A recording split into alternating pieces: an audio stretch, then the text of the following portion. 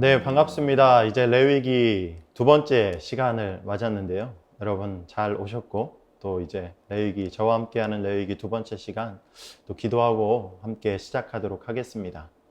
사랑의 하나님 감사합니다. 귀한 날 주시고, 귀한 은혜를 더해주셔서 하나님 레위기를 공부할 수 있도록 인도해 주셔서 감사합니다.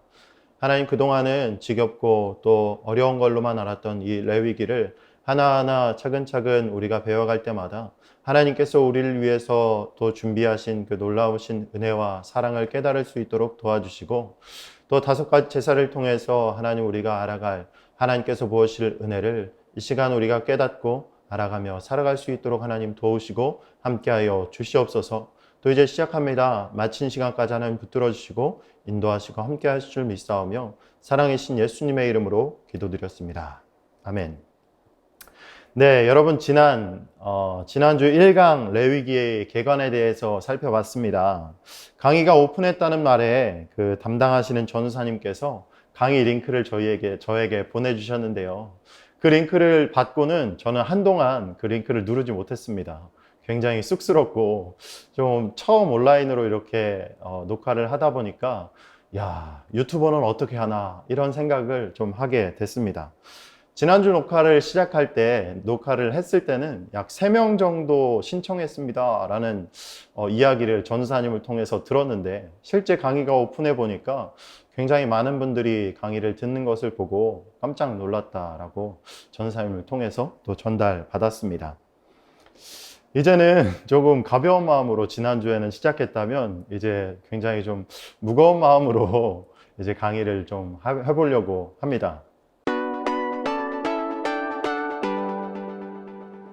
여러분은 지금 강윤호 목사와 함께하는 레위기 특강을 듣고 계십니다. 지난주에는 레위기 개관 그리고 장별 설명과 주제에 대한 설명을 했다면, 이제는 레위기 하나님께서 말씀하신 5가지 제사에 대해서 알아보고자 합니다. 여러분 지난주 강의를 들었을 때 5가지 제사가 뭐라고 얘기했죠? 한번 이야기해 볼까요? 두 번째, 세 번째, 네 번째, 5번째. 5가지 제사 잘 아시죠? 5가지 제사는 첫 번째로 번제, 소제, 화목제, 속제제, 속건제, 이렇게 5가지 제사가 있습니다. 또 7가지 절기 또한 나타내고 있는 것을 볼 수가 있는데, 7가지 절기도 여러분 지난주 들으셨으니까 한번 외워볼까요? 시작! 유, 무, 초, 오, 나, 속, 장, 이렇게 외우시면 되겠습니다. 여러분들에게 나눠드린, 지난주에는 여러분들에게 강의안을 나눠드리지 않았는데 이번 주부터는 강의안을 좀 나눠드려서 차근차근 보시면서 따라오실 수 있도록, 그리고 눈과 손이 계속해서 움직이실 수 있도록 하겠습니다. 그리고 레위기 주제가 뭐라고 했죠? 한 가지 단어로 이야기하면 레위기의 주제는 거룩이다, 거룩함이다 라고 이렇게 얘기했습니다. 이제는 하나님께서 말씀하신 5제사에 대해서 한번 알아보기를 원하는데요. 그리고 5가지 제사를 다 공부하고 난 이후에 약 다다음 주 정도가 될 것 같아요.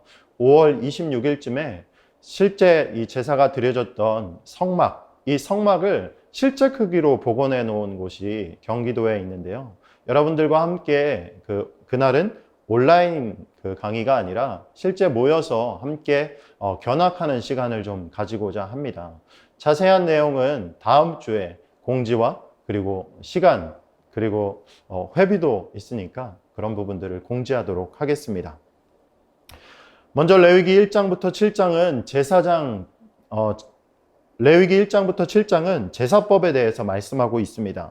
하나님께서는 이스라엘 백성들에게 가르쳐 주신 제사를 5가지로 말씀하고 있는데요. 먼저 하나님께서 이야기하신 5가지 제사는 뭐라고 했죠? 번제, 소제, 화목제, 속제제, 속건제, 이렇게 이야기할 수 있습니다. 그런데 이 5가지 제사를 크게 2가지로 분류해 볼 수가 있습니다. 이 2가지로 분류하는 그 기준은 뭐냐면, 하나님께 향기로운 냄새라고 표현한 3가지 제사, 번제, 소제, 그리고 화목제와 하나님께 드려지는 향기로운 냄새라고 표현하지 않은 2가지 제사, 속제제와 속건제로 구분할 수가 있습니다. 그런데 어떤 것은 하나님께 향기롭게 드리는 제사고 어떤 것은 하나님께 향기롭게 드리지 않는 제사라고 이렇게 구별한 걸까요? 그것은 바로 죄와 관련 있습니다. 죄와 관련 없는 제사는 하나님께 향기롭게 드리는 제사다라고 이렇게 표현을 하고 있고, 죄와 관련된 제사들은 하나님께 향기롭게 드리는 제사라고 표현하지 않고 있는 것을 볼 수가 있습니다. 특별히 오늘 우리는 죄와 관련 있는 제사인 번제와 소제와 화목제에 대해서 살펴보고자 합니다. 먼저 번제입니다. 번제는 레위기 1장 1절부터 17절까지 말씀하고 있습니다. 번제는 히브리어로 올라라고 이렇게 이야기합니다. 올라는 번제단 위에 제물이 불로 태워질 때 그 연기가 하늘로 올라가는 모습을 이야기하고 있는 것을 볼 수가 있습니다. 어찌 보면 우리 한국말에도 올라라는 말이 있는 것처럼 거의 비슷한 이야기죠. 하나님께 향기가 올라간다라는 뜻이 바로 번제입니다. 번제는 고대 이스라엘 제사 중에서 가장 보편적으로 드려졌고, 그리고 가장 기본적으로 드려졌고, 그리고 빈번하게 드려졌던 제사가 바로 번제입니다. 번제를 설명하는 레위기 1장 1절부터 17절까지를 구분해 보면 1장 1절부터 2절은 서론, 그리고 3절부터 9절은 소를 드리는 번제, 그리고 10절부터 13절은 양과 염소를 드리는 번제, 그리고 14절부터 17절은 비둘기를 드리는 번제에 대해서 이야기하고 있는 것을 볼 수 있습니다. 여기서 소와 양과 염소, 그리고 비둘기 이렇게 여러 가지 종류로 나눈 이유는 모든 사람들이 다 소를 가지고서 제사를 드리면 자신이 가지고 있는 집 팔고 땅 팔고 냉장고 팔아서 소를 사야 되는 일이 발생하니, 돈이 있든 없든 모든 사람들이 다 하나님 앞에 나와 예배를 드리고 번제를 드릴 수 있도록 하기 위해서 여러 가지 종류의 그 제사, 제물들을 이야기하고 있는 것을 볼 수가 있죠. 그럼 오늘 말씀을 통해서 번제를 알아볼 텐데, 번제는 어떻게 드렸을까요? 오늘 말씀에서 번제를 드리는 방법을 설명하고 있는데요. 번제를 드리는 방법은, 번제를 드리는 순서는 기본적으로 동물을 드리는 화목제와 속제제와 속건제를 드리는 순서와 같습니다. 먼저 제사를 드리는 제사자가 제물을 직접 성막으로 가지고 옵니다. 그리고는 제사를 드리는 제사자가 제물에 손을 얹고 안수를 하지요. 그리고 나서 제사자는 제물을 죽입니다. 직접 제사장이 하지 않고 제사를 드리는 사람이 제물을 잡습니다. 그리고 제사장은 제물의 피를 받아서 그 피를 제단 둘레에 뿌립니다. 그리고 제사를 드리는 사람이 제물의 각을 뜹니다. 그리고 제사장은 제물의 고기를 불태우는 것을 볼 수가 있습니다. 여기서 설명했던 것처럼 제사자와 제사장의 하는 일들이 구분되는 것을 볼 수가 있는데, 여러분들에게 다 드린 그 강의 안에 나타나는 것처럼 제사자가 하는 일과 제사장이 하는 일, 그리고 1번부터 6번까지의 순서는 제사의 순서를 볼 수가 있습니다. 그렇다면 번제의 특징은 무엇일까요? 번제의 특징은, 가장 중요한 특징은 제물의 고기 처리에 있어서 가죽을 다 벗겨내고 모든 부분을 불에 태워서 하나님께서 기쁘시게 하는 향기로 올려드리는 것입니다.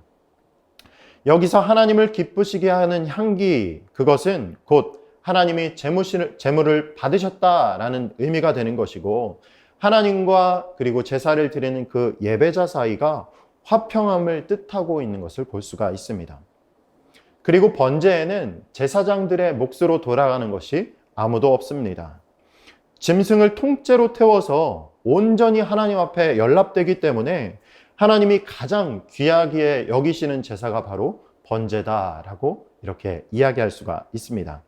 그렇다면 번제의 의미는 뭘까요? 지금은 드리지 않는데 이 번제가 저에게 무슨 의미가 있습니까? 라고 묻는다면, 그 번제의 의미는, 번제는 하나님께 대한 완전한 순종이다 라고 얘기할 수 있습니다. 하나님께 대한 뭐라고요? 완전한 순종. 누구에게 대한? 하나님께 대한 완전한 순종이다 라는 것이죠. 인간은 하나님께 완전히 순종함으로써 하나님과 바른 관계를 맺고 하나님을 기쁘시게 해드릴 수 있습니다. 첫사람 아담은 하나님의 명령에 완전하게 순종함으로 하나님이 원하시는 의를 이루어야 했지만, 하지만 아담은 이 일에 완전히 실패했죠.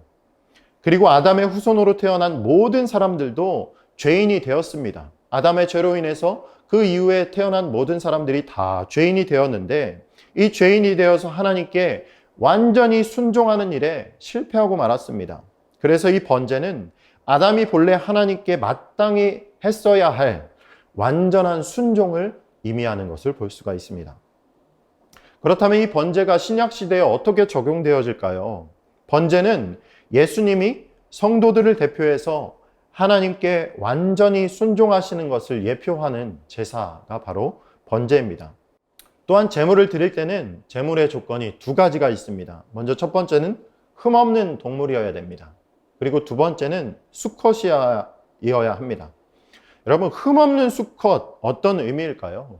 구약 성경에서만 바라볼 때는 이 흠없는 수컷은 잘 해석되지가 않습니다. 그런데 신약으로 넘어와서 예수 그리스도, 장차 오실 예수 그리스도로 볼 수가 있는 것이죠.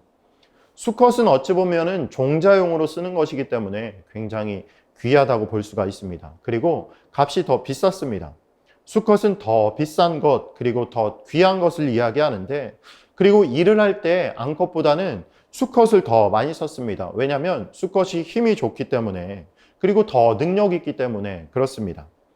이것은 우리를 위해서 죽으신 그 예수 그리스도께서 우리를 구원하시기에 넉넉한 힘과 그리고 능력이 있다라는 것을 이야기하는 것이죠. 또한 번제의 제물은 흠없는 제물이어야 되는데, 이는 단순하게 가장 좋은 것을 드려야 함을 의미합니다.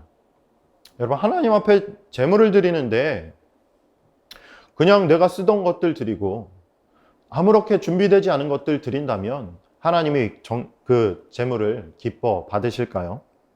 가치 없고 쓸모없는 것이 아니라 가장 소중한 것을 드려야 한다는 것이죠. 이것을 예수님께 적용하면 예수님은 우리를 구원하기 위해 드릴 만한 흠없으신 분이시다. 즉, 죄가 없으신 분이시다 라는 것을 이야기하고 있는 것입니다. 성경은 예수 그리스도가 죄 없으시고 그리고 흠없으신 분이심을 말씀하고 있는 여러 가지 구절들이 있습니다. 한번 살펴보자면 요한일서 3장 5절은 그가 우리 죄를 없애시려고 나타나신 것을 너희가 아나니 그에게는 죄가 없느니라. 고린도후서 5장 21절은 하나님이 죄를 알지도 못하신 이를 우리를 대신하여 죄로 삼으신 것은 우리로 하여금 그 안에서 하나님의 의가 되려 하심이라. 또 히브리서 4장 15절에서는 우리에게 있는 대제사장은 우리의 연약함을 동정하지 못하실 리가 아니요 모든 일에 우리와 똑같이 시험 받으신 이로되 죄가 없으시니라. 예수님이 이 세상에 오신 것은 첫사람 그 아담이 실패했던 완전한 순종을 이루기 위함입니다. 예수 그리스도의 출생부터 죽음까지 성도를 대신해서 이루신 완전한 순종이십니다. 따라서 예수님의 그 순종이 신자에게, 성도들에게 전가되어 성도는 하나님께 완전히 순종한 사람으로 간주되어 의롭다함을 받게 되는 것이죠. 즉 성도가 의인이 되는 것은 예수님이 성도들을 대신해서 완전한 순종을 해주셨기 때문입니다. 이처럼 번제는 예수님이 우리를 대신해서 하나님께 완전히 순종하신 것을 상징하는 제사라는 것이죠. 신약 성경은 레위기의 번제를 성도들에게도 적용하고 있습니다.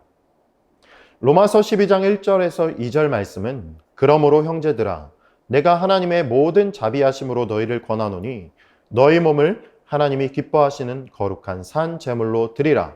이는 너희가 드릴 영적 예배니라 라고 말씀하고 있습니다.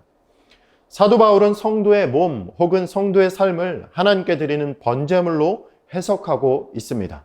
하나님께 드리는 뭐라고 해석하고 있다고요? 번제물로 해석하고 있죠. 그리고 번제가 온전한 순종을 의미하신 것처럼 신자, 성도들의 모든 부분에서 하나님께 완전히 순종하는 삶이 되어야 하는 것을 이야기하고 있습니다.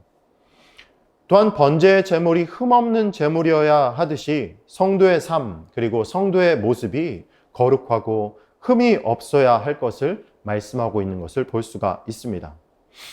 이제 우리는 구약의 번제를 더 이상 드리지는 않지만 대신 우리는 우리의 삶을 번제로 완전한 헌신을 드림으로 하나님을 기쁘시게 하는 삶을 살아야 합니다. 부분적인 헌신, 부분적인 삶이 아니라 완전히 하나님께 내어드리는 삶, 그 삶을 살아야 된다라는 겁니다. 하지만 때때로 성도의 삶은 이 세상에서 경험적으로는 완전한 순종에 도달하지 못하지만 성도들과 그리고 예수님과 연합한 성도는 예수님의 완전하신 순종의 근거에서 평생 그리고 계속적으로 하나님께 순종하는 삶을 살아가도록 노력해야 된다라는 것이에요. 이것이 2차적인 의미에서 성도가 하나님께 드리는 번제라는 것입니다. 네, 여러분은 지금 강윤호 목사와 함께하는 레위기 특강을 듣고 계십니다. 두 번째로 소제입니다. 소제는 히브리어로 민하라고 이야기합니다. 민하는 여러분들이 좋아하시는 그 선물을 의미합니다. 종속되어 있는 그 국가가 종주국에게 바치는 곡물도 어찌 보면은 민하라고 이야기할 수가 있습니다. 어떤 의미에서는 하나님의 종인 이스라엘이 왕 대신 하나님께 드리는 일종의 곡물 성격을 지니는 것이 바로 민하, 즉 소제라고 이야기할 수가 있습니다.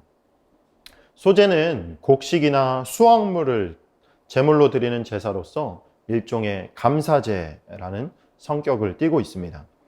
또한 레위기에서 말하는 5가지 제사 중에서 유일하게 피가 없이 드리는 제사입니다. 즉 동물을 잡지 않고 곡식으로 하나님께 드리는 제사다라는 것이죠. 레위기 2장은 소제에 대해서 다음과 같은 순서로 설명하고 있습니다.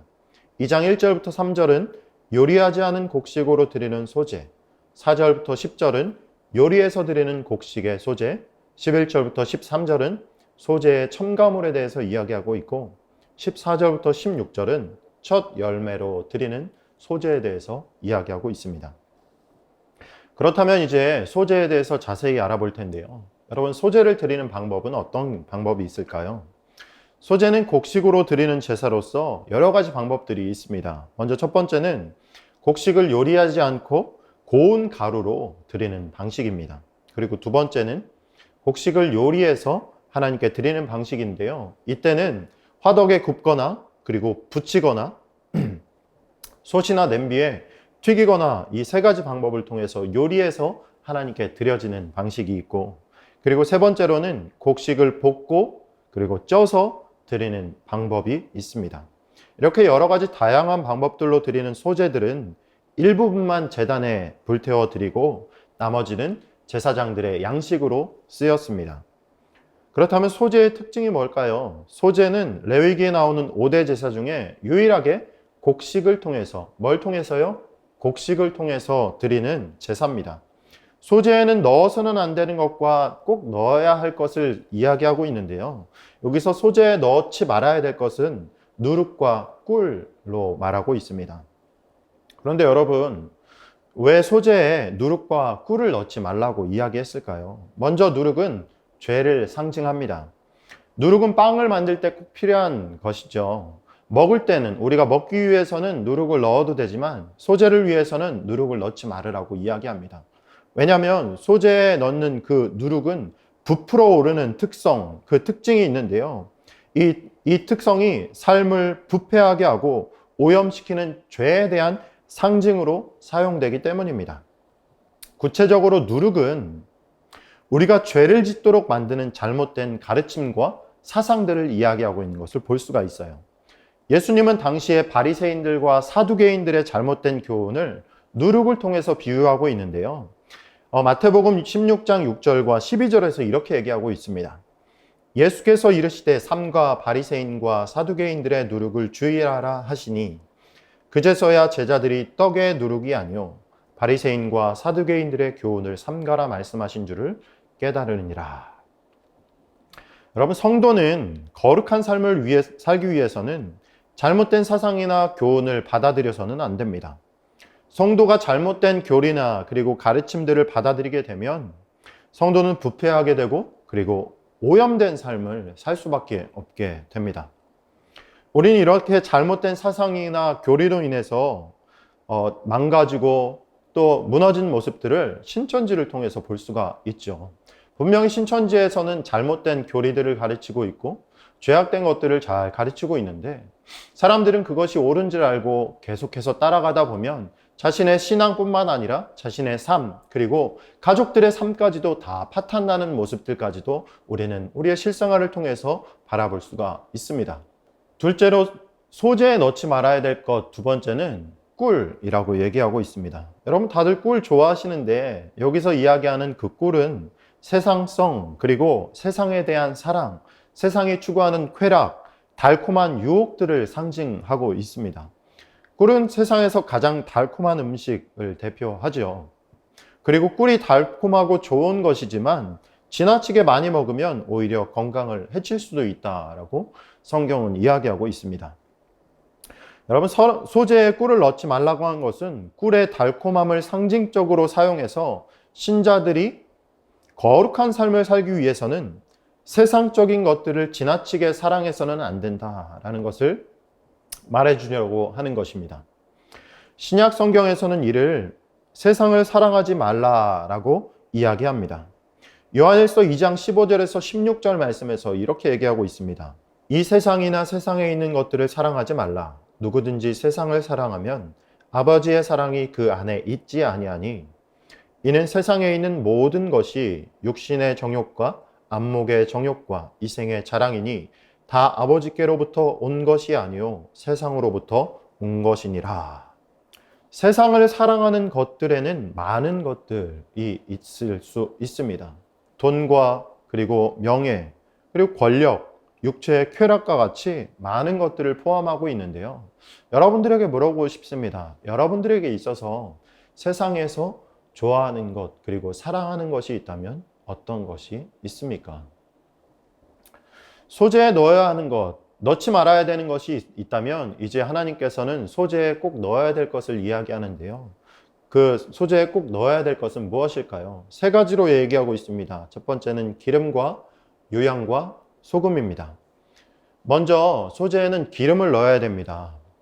기름은 소재에서 다양하게 사용되는데요. 기름을 붓기도 하고 그리고 섞기도 하고 튀기기도 하고 바르기도 하고 불사를 때 쓰기도 합니다. 이렇게 소재에 사용되는 기름은 성령님을 상징합니다. 우리에게 꼭 없어서는 안 되는 분이시죠. 이사야 61장 1절에서 주 여호와의 영이 내게 내리셨으니 이는 여호와께서 내게 기름을 부으사 가난한 자에게 아름다운 소식을 전하게 하려 하심이라 라고 이렇게 얘기하고 있고 또한 성령님이 주시는 기쁨을 상징하기도 하지요. 소재에 기름을 넣으라는 것은 신자들이 거룩한 삶을 살기 위해서는 반드시 누가 필요하다고요? 성령님이 필요하다는 것을 말해줍니다. 거룩한 삶은 우리 스스로 힘과 그리고 우리 스스로의 능력으로 되는 것이 아니고 반드시 성령님의 역사와 그리고 성령님의 도우심이 있어야지만 가능합니다. 그리고 소재에 반드시 넣어야 되는 것 두 번째는 바로 유향입니다. 여러분 유향하면 생각나는 게 있으신가요?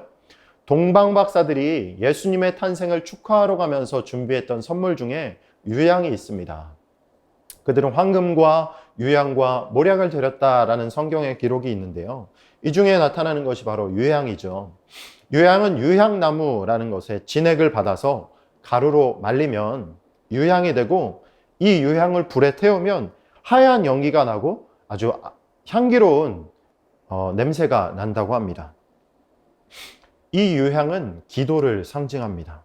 성소에 있는 분향단에서 향을 피우는 것이 기도를 상징하는 것처럼 소재에 유향을 넣으라는 것도 성도들이 거룩한 삶을 살기 위해서는 반드시 기도가 필요하다는 것을 말하고 있습니다. 성도에게 반드시 필요한 것이 뭐라고요? 기도가 필요하다라는 것이죠.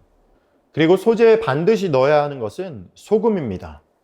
소금은 음식의 부패를 방지하고 음식의 신선함을 유지할 때 사용하죠.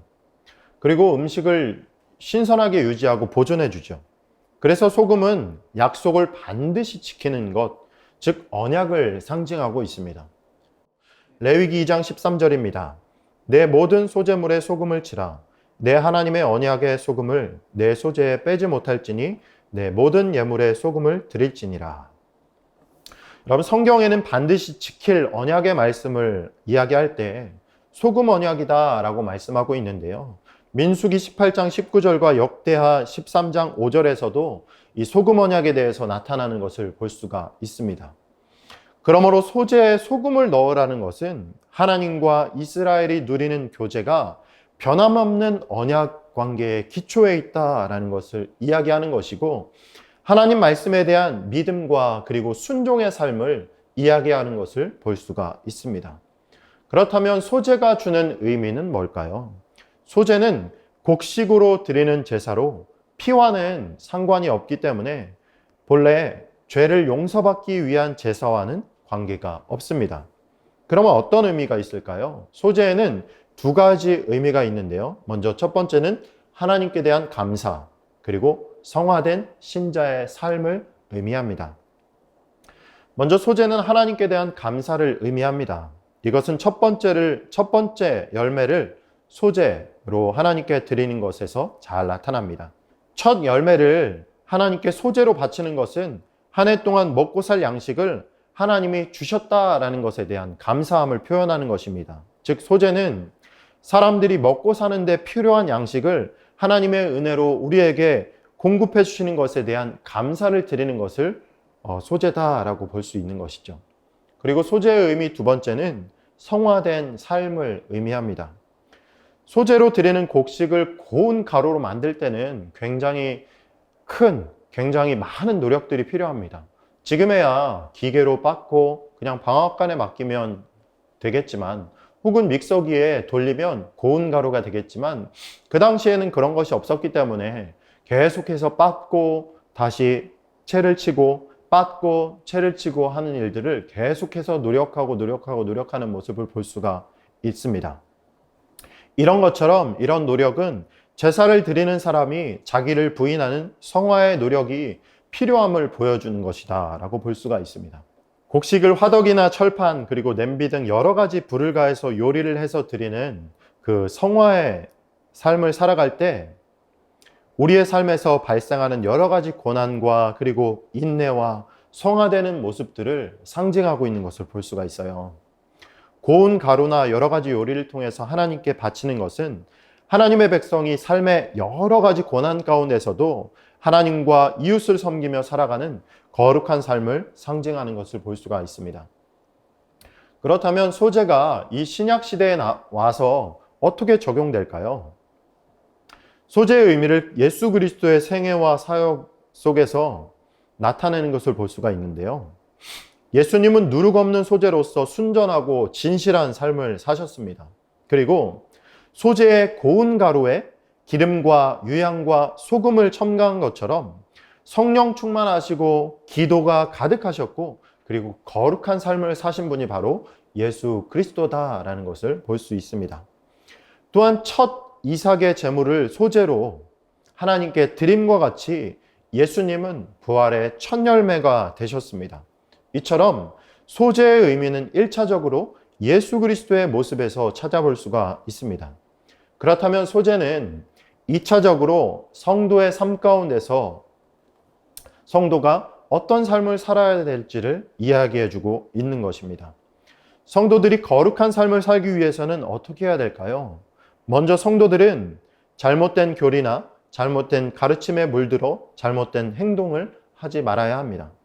그리고 두 번째는 하나님이 주시는 은혜에 감사한 마음을 가지고 절제하고 지나치게 세상적인 것들, 여러분들이 사랑하고 있는 세상적인 것들을 사랑하지 말아야 합니다. 그리고 세 번째로는 우리가 성령 충만한 삶을 살아야 된다는 것입니다. 그리고 네 번째로는 우리가 다른 것들, 우리의 능력이나 우리의 노력들에 의지하는 것이 아니라 먼저 하나님께 기도하는 삶을 살아야 된다는 것이죠. 그리고 다섯 번째로는 하나님의 말씀에 담긴 언약, 그 언약을 기억하면서 하나님의 말씀을 믿고 순종하는 삶을 살아야 된다라는 것입니다. 여러분, 분명한 것은 하나님께서 여러분들에게 하신 그 약속은 분명히 하나님께서 지키신다라는 것입니다. 그 확실한 믿음 가지고 나아갈 때 우리가 한 걸음 한 걸음 내딛게 되는 줄 믿습니다. 말씀을 믿으면서 한 걸음 한 걸음 나아가시며 살아가시는 여러분들이 다 되시기를 주님의 이름으로 소망합니다.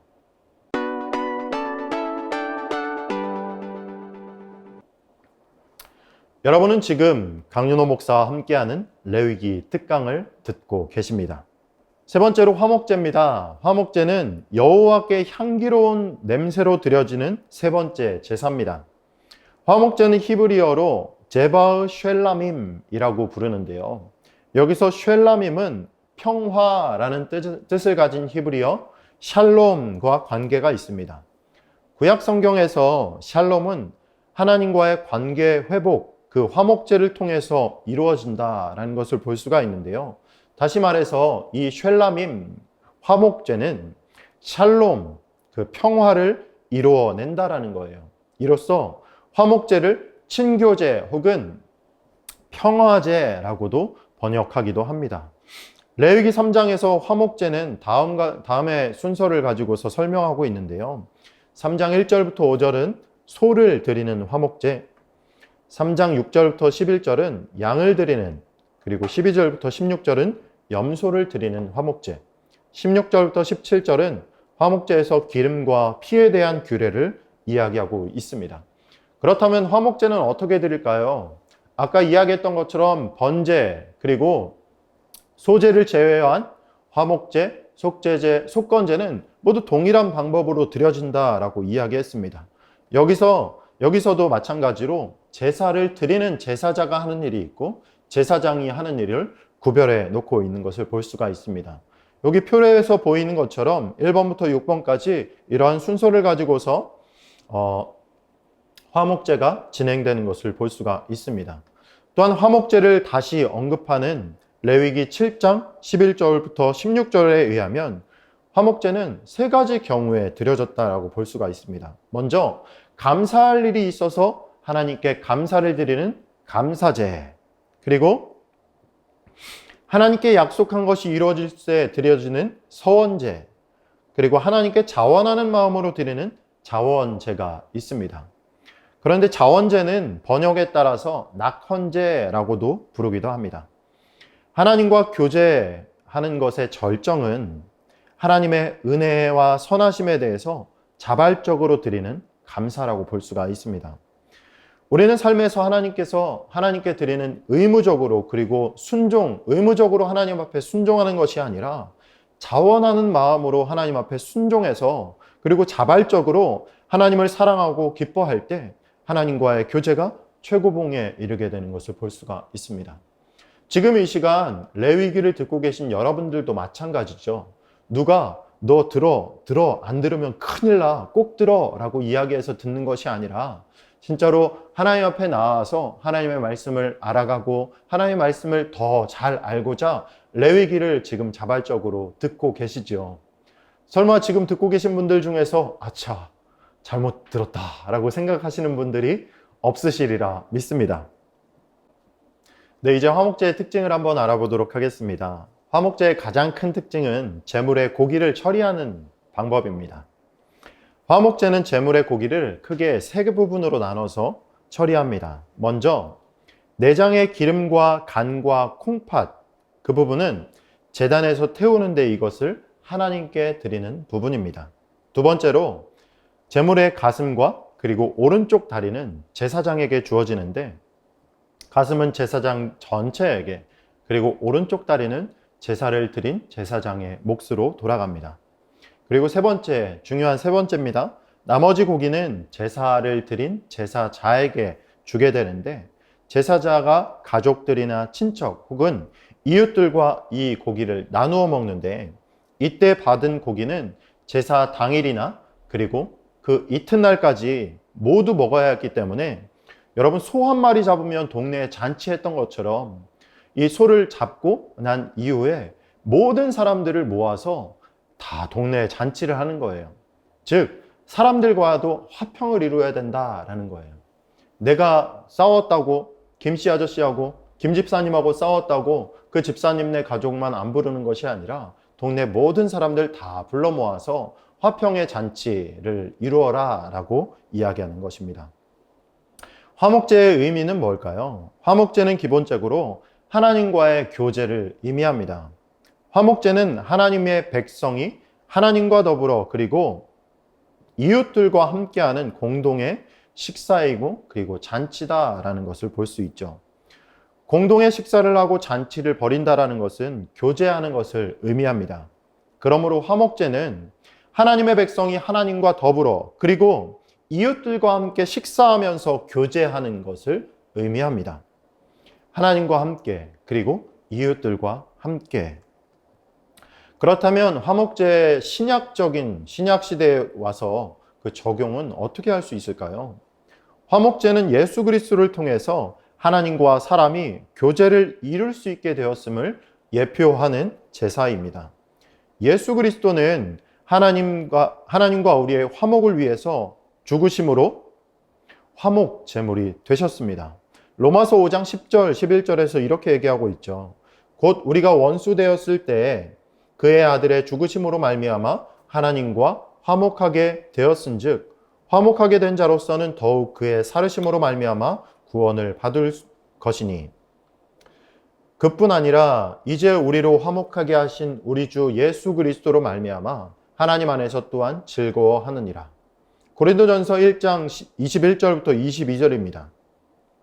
전에 악한 행실과 멀리 떠나 마음으로 원수가 되었던 너희를 이제는 그의 육체의 죽음으로 말미암아 화목하게 하사 너희를 거룩하고 흠없고 책망할 것이 없는 자로 그 앞에서 세우고자 하셨으니 또한 사람과 사람, 즉 유대인과 이방인들 사이를 화목시켰다라는 것을 볼 수가 있는데요. 에베소서 2장 14절부터 16절까지의 말씀에 나타납니다. 16절만 읽어드리겠습니다. 또 십자가로 이 둘을 한 몸으로 하나님과 화목하게 하려 하심이라. 원수된 것을 십자가로 소멸하시고. 신약 성경에서 예수 그리스도를 따르는 제자들이 화목제물이 되어야 할 것을 분명하게 이야기하고 있습니다. 예수님은 친히 우리를 위한 화목제물이 되실 뿐만 아니라 우리를 화목제물로 삼으셨습니다. 이와 같이 성경은 화목제물의 의미를 예수 그리스도의 구속과 그리고 성도들의 사명에서 찾고 있는 것을 볼 수가 있습니다. 마태복음 5장 9절에서 화평하게 하는 자는 복이 있나니 그들이 하나님의 아들이라 일컬음을 받을 것이며 고린도서 5장 18절 그가 그리스도로 말미암아 우리를 자기와 화목하게 하시고 또 우리에게 화목하게 하는 직분을 주셨으니 신약시대의 성찬식이나 초대교회 공동 식사하는 이런 부분들은 일종의 화목제 만찬의 성격을 지니는 것을 볼 수가 있습니다. 여러분 성찬식 할 때 성찬식은 화목제와 같이 신자가 즉 성도가 그리스도와 함께하는 공동 식사이고 교제의 잔치다라는 것을 볼 수가 있습니다. 화목제와 성찬식은 장차 영원한 천국에서 벌어지는 천국 잔치에 대한 모형이다라는 것을 볼 수가 있죠. 하나님이 하나님의 백성을 창조하시고 구원하신 궁극적인 목적은 바로 하나님과 하나님 백성 사이의 교제에 있습니다. 화목제는 이러한 영원한 천국에서 벌이는 사랑의 잔치이자 사랑의 교제를 아주 잘 보여주는 제사입니다. 오늘 강의는 향기로운 제사라고 말씀하신 세 가지 제사인 번제와 소제와 화목제에 대해서 알아봤습니다.